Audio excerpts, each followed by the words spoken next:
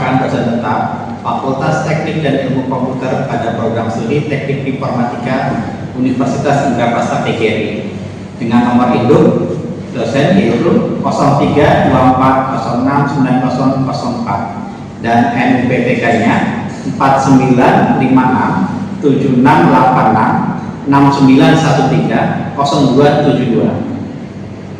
Saya di sini sebagai pengampu mata kuliah jaringan secara virtual dengan kode FK KB 43J 861 dengan bobot 2 SKS di semester 8. Perkenankan, saya menyampaikan deskripsi mata kuliah yang saya ampu ini, yaitu memahami permasalahan dan mengenal metode-metode ataupun algoritma dalam jaringan secara virtual.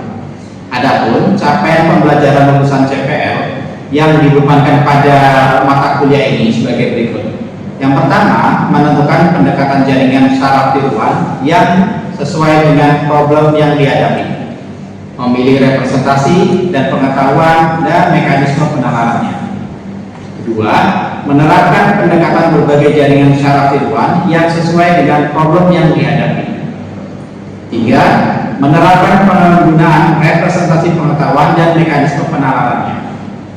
4. Mampu mengkaji aplikasi metode ilmiah pada jaringan secara virtual terhadap permasalahan yang kompleks dalam mengarahkan dan mengendalikan sistem yang luas mengenai kehidupan manusia. 5. Evaluasi kinerja dari penerapan jaringan secara virtual yang sesuai dengan masalah yang dihadapi termasuk dalam memilih model pembelajaran dan mekanisme penyelesaian masalah. Selanjutnya, capaian pembelajaran pada mata kuliah ataupun CPMK sebagai berikut. Pertama, mampu menjelaskan konsep dasar jaringan secara virtual. Kedua, mampu memahami arti tujuan aktivasi pembelajaran jaringan secara virtual. Ketiga, mampu memahami dan mengaplikasikan metode McCloud-Speed untuk penyelesaian masalah pengenalan pola sederhana.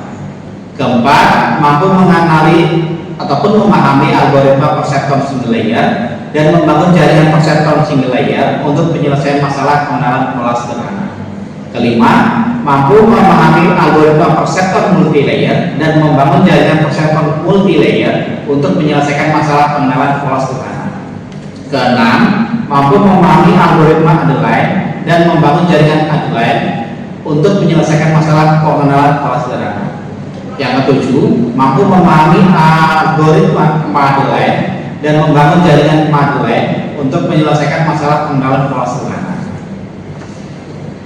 Berikutnya, model pembelajaran pada mata kuliah ini mencakup 3 aspek, yaitu D, I, A. Yang pertama adalah deliver, penyampaian materi. Dua adalah interaksi, yaitu interaksi pengajar dengan peserta didik. Dan assessment, yaitu penilaian hasil belajar. Deliver, metode yang saya gunakan dengan cara berceramah pada penyampaian materi di kelas maupun menggunakan media daring yaitu Zoom ataupun Gmail. Interaction, yaitu saya membuat beberapa kondisi yang memicu para peserta didik untuk bertanya dan berkolaborasi untuk berdiskusi di ruang perkuliahan. Kemudian assessment, yaitu menilai para peserta didik dengan cara memberikan kuis, tugas, latihan soal, proyek, serta beberapa assessment untuk ujian UTS ataupun UAS.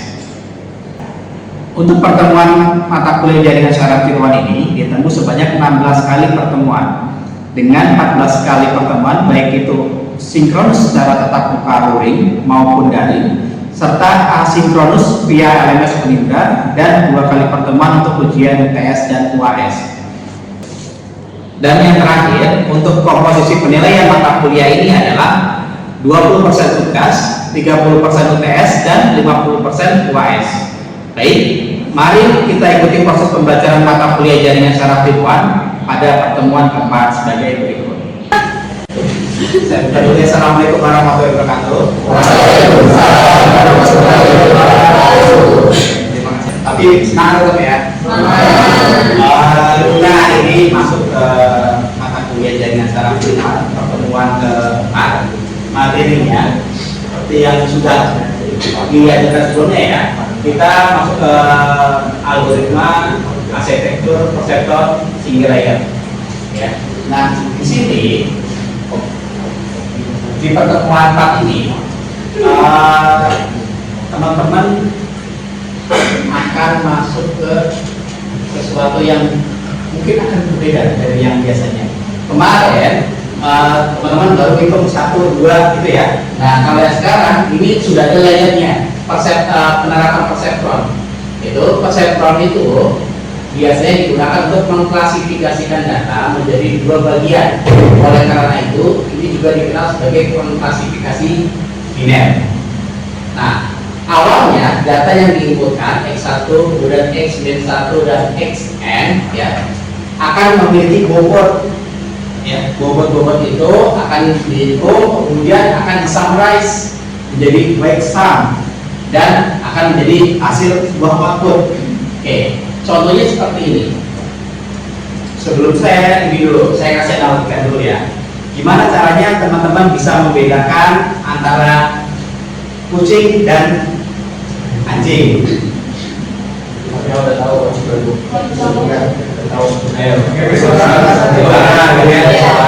kemudian bentuknya gitu ya. Itu kalau manusia. Tapi bagaimana komputer bisa mengerti itu kucing, itu anjing?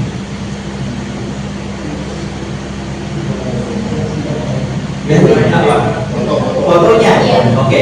Tidak seperti itu juga. Jadi gini, supaya dia tahu itu kucing ataupun anjing, nanti kita harus ajarin dia. Layaknya kita juga kan. Kenapa kita bisa tahu itu kucing itu anjing? Karena kita udah dari kecil diajari kalau kucing itu bentuknya seperti ini, kalau anjing bentuknya seperti ini. Makanya kita bisa ngomong kalau oh ini adalah kucing gitu ya. Nah, berikutnya gimana kalau komputer bisa mengenali? Maka perlu yang namanya kita ajarkan. Ya, gimana cara ngajarinnya? Nah, disinilah peran arsitektur perseptron. Kita akan mengajari komputer supaya bisa berpikir layaknya manusia. Oke. Nah, di sini maka yang perlu dilakukan oleh komputer, oleh kita untuk mengajari komputer adalah memberikan foto kucing sebanyak mungkin. Kemudian kita berikan juga foto anjing sebanyak mungkin supaya nanti bisa membedakan kalau karakternya seperti ini fotonya, maka dia disebut kucing dan sebagainya ya. Makanya di sini ada layer-layer yang akan kita gunakan. Tapi di sini paham dulu. Jadi cara kerja perseptron nanti seperti itu.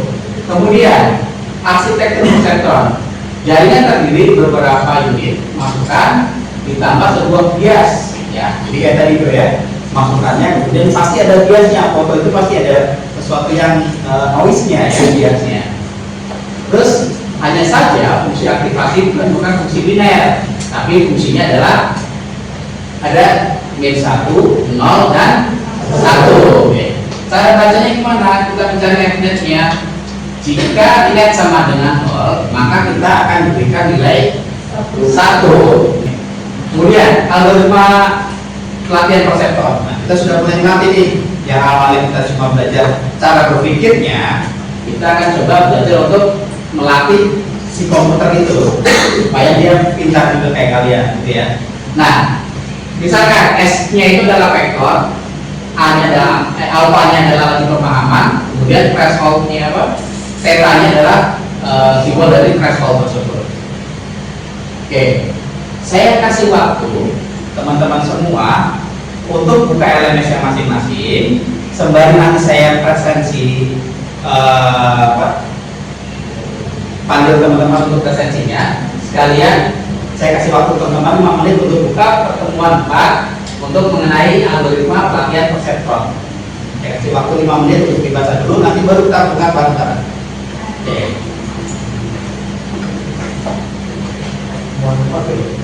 Iya, pertemuan 4.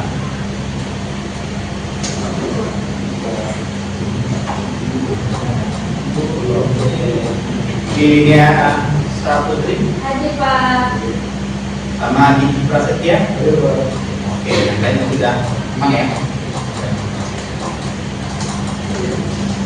Oke, sembari teman-teman membaca yang ada di LMS, saya juga membuat rangkuman untuk ini ya berikutnya.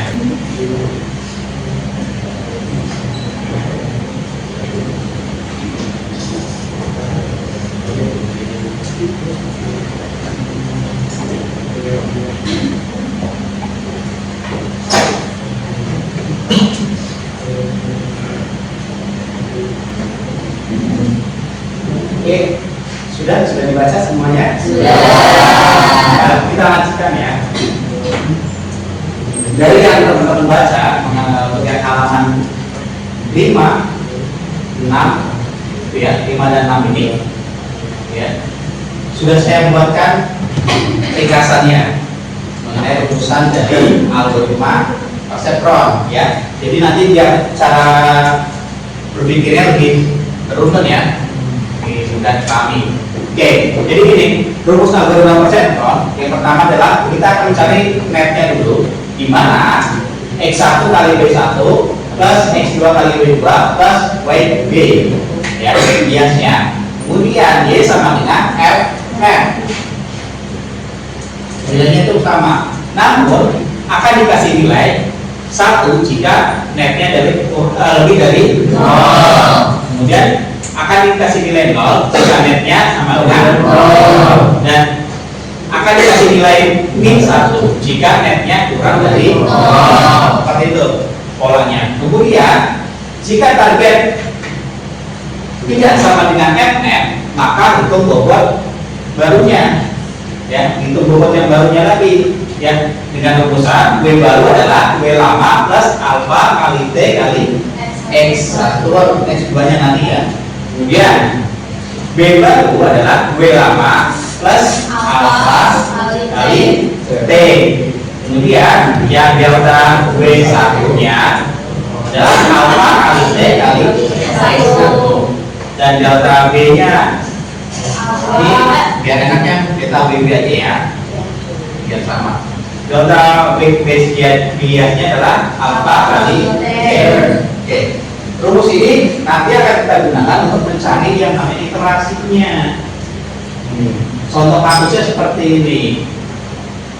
Buatlah perseptron untuk mengenali fungsi logika n dengan masukkan dan keluaran bipolar untuk menginisialisasi. Gunakan bobot dan bias awal sama dengan 0, alfanya adalah 1 dan thresholdnya 0. Oke, sebelum kita hitung-hitungan, kira-kira ada yang ditanyakan dulu nggak mengenai logikanya tadi? Saya ingin bertanya, Pak. Ya, apa Pak? Tadi saya ingin bertanya, implementasi algoritma perseptron itu di dunia nyata itu untuk apa saja ya, Pak? Oke, sip. Jadi ini, kalau yang ngomongin single layer ini, mungkin kita masih gunakan untuk mengenali pola saja dulu. Tapi kalau sudah kita nanti menggunakan yang multi layer, itu akan banyak yang bisa digunakan untuk algoritma ini. Misalkan ya, teman-teman pernah lihat CCTV di jalan untuk mengenali apa namanya plat nomor ya, plat nomor kendaraan. Nah itu menggunakan konsepnya seperti itu. Dia akan melihat bentuk plat nomornya, kemudian mengekstraksi. Ya kalau sebutan zaman sekarang namanya apa? OCR ya, OCR, ya OCR. Kemudian dia akan mendeteksi, oh itu angka berapa, huruf berapa dan sebagainya. Nah konsep itu yang pengembangannya seperti itu. Jadi sebenarnya di dunia kuliah sekarang sudah banyak menggunakan algoritma perseptron. Kurang lebih seperti itu gimana? Bukan, terima kasih. Oke, sip. Mari kita lanjutkan ya. Kita juga akan menghitung hitung-hitungan sederhananya dulu. Terus kita di sini fungsinya menggunakan n, x1, x2, b, kemudian targetnya. Ini soalnya. Oke.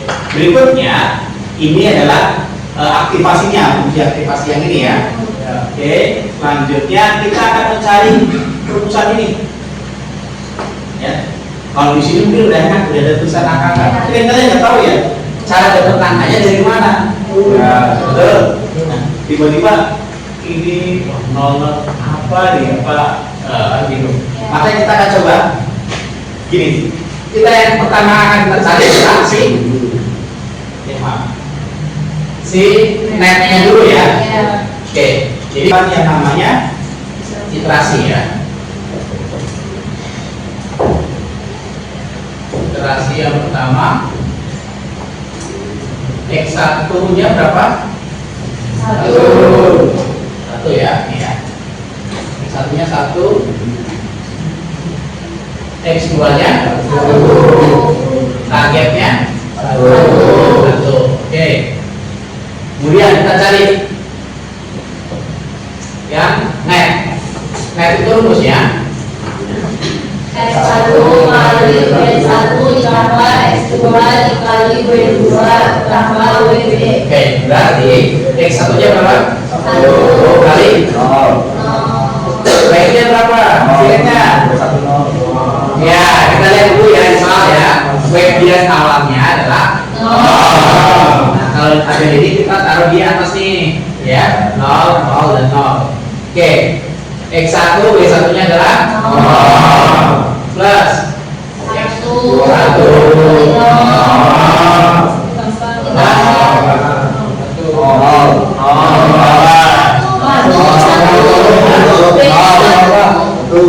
ya, ini ya, masih 0 ya. Coba kita 1 kali 0 nanti jawabannya Gampang ya. oke, kita cek ya, net benar ya? Oke, sip. Berarti ini udah oke satu. Kemudian kita akan cari X Mnet. Mnet itu adalah fungsi aktivasi ini, ya kan? Net Y sama dengan Mnet. Y itu adalah F net. F netnya adalah net sama ya. Berarti F netnya berapa? 0. Berarti Y nya berapa? Oke, kalau F netnya 0, maka 0 nya adalah 0. Oke, nah ini ada, kita cek ya, F netnya 0. Oke, berikutnya kita akan nyari ya. Oke, kita cek dulu antara target dengan Fnet. Target itu berapa? 1. Fnetnya sama nggak? Ini ya, target tidak sama dengan Fnet, maka itu tombol baru. Kita itu W baru sama dengan W lamanya berapa? 0 plus 1 plus ya, kali Kali 1. satunya ini ya. Oke, sama dengan 1. kita cek dulu supaya nggak lupa. Mana kita di W1 baru berarti sini ya. 1 ya poinnya. Oke. Kemudian di settle W1 ya. W2 ya. Baru. 0 plus 1. Oke, bersama ya. Oke, kita cek. Kemudian kita cari. Sudah bagian ini sudah kita hitung. Nanti kita tinggal nyari ya isinya, deltanya. Oke. Deltanya adalah delta W1 baru ya, sudah tahu ya. Kemudian apa tuh rumusnya? Alfanya berapa tadi? 1.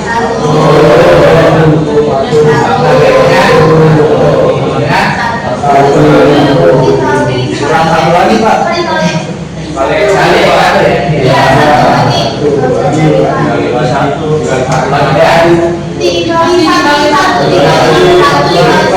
Dikali 1 lagi Pak. Udah mulai teliti nih berarti ya. Kirain bersiap dan ngantuk-ngantuk aja. Oke, teman-teman. Delta W2 1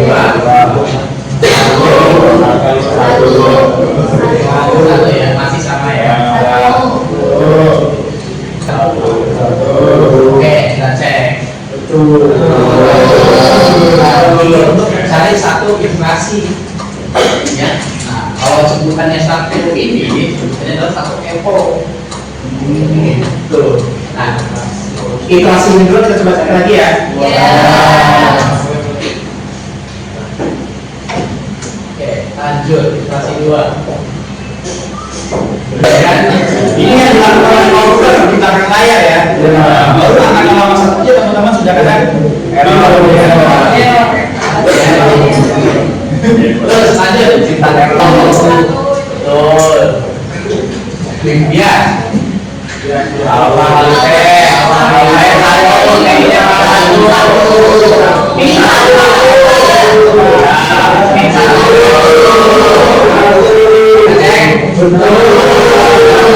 Oke,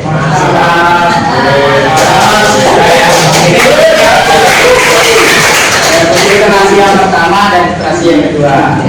Nah, kita kemudian iterasi yang kedua.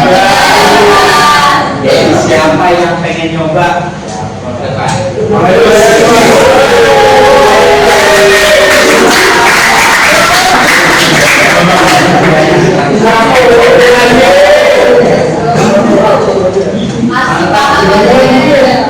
Nah, persiapan kita yang nanti yang iterasi keempat siapa kira-kira?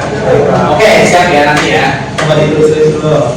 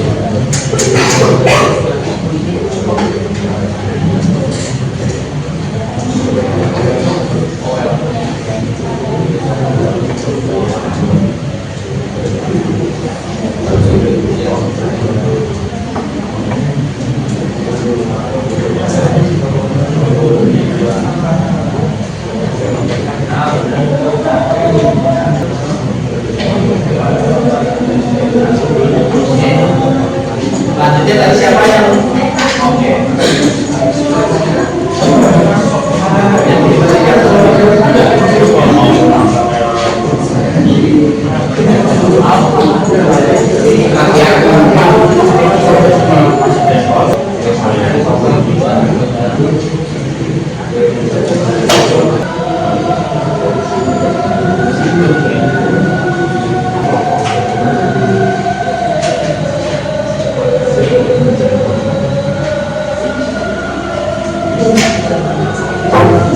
Siap untuk diproses? Ya.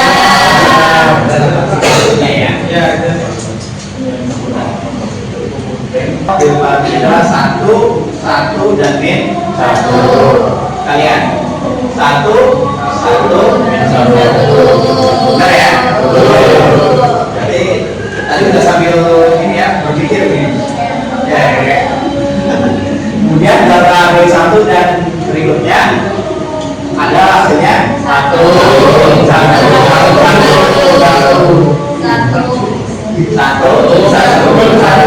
Benar ya? Ya. Iterasi keempat. Ya. X1, X2 gantinya sesuai dengan ini ya. Nah, kemudian mapnya hasilnya berapa? N3. Kalau aktivasinya, kalau N3 itu ada di mana? Kasih nilai min 1 karena dia kurang tadi. Oke. Kita uji benar nggak sih T sama dengan F-net? T-nya adalah 1, F-net-nya 1. Berarti tidak perlu menghitung bagian baru. Ini selesai. Nah, ini. Oke. Nah, nanti Yang perlu teman-teman pahami adalah ini. Kita cek targetnya. Targetnya adalah satu.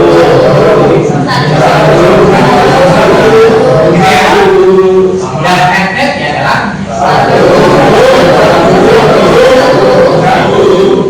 Sama nggak? Kalau udah sama, berarti apa? Selesai. Maksudnya apa? Gini. Jadi ketika ada gambar kucing, ya, kemudian ada pembandingnya yaitu gambar kucing juga, pasti cek kok sama, ya, antara gambar satu dengan antara data training dengan data testing itu sama, identik, maka dia akan bisa, sistem akan bisa menjawab bahwa itu adalah gambar kucing. Itulah yang dilakukan oleh komputer di belakang. Sampai ke sini kita lanjut dulu. Ada yang namanya latihan soal. Siap untuk latihan soalnya? Siap. Untuk latihan soal, saya minta teman-teman kerjakan nanti bisa di rumah. Nanti saya buka forum saya di LMS. Hasil dari mengerjakan latihan ini tolong submit di LMS di pertemuan ke-5. Oke? Paham? Kita selesai.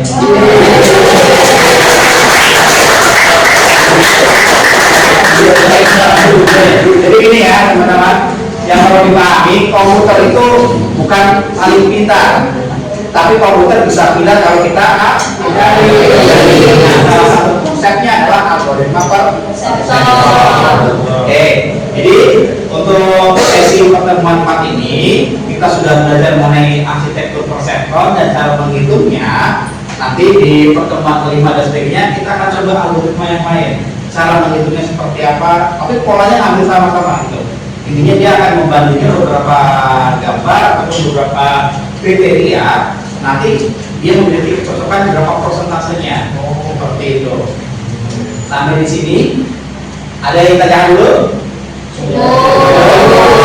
Oke, kalau sudah saya tutup dulu pertemuan kali ini. Terima kasih untuk semuanya. Wassalamualaikum warahmatullahi wabarakatuh.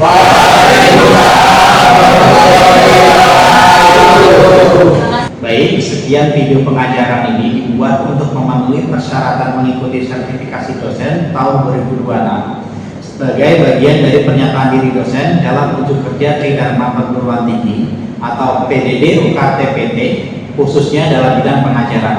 Terima kasih. Wassalamualaikum warahmatullahi wabarakatuh.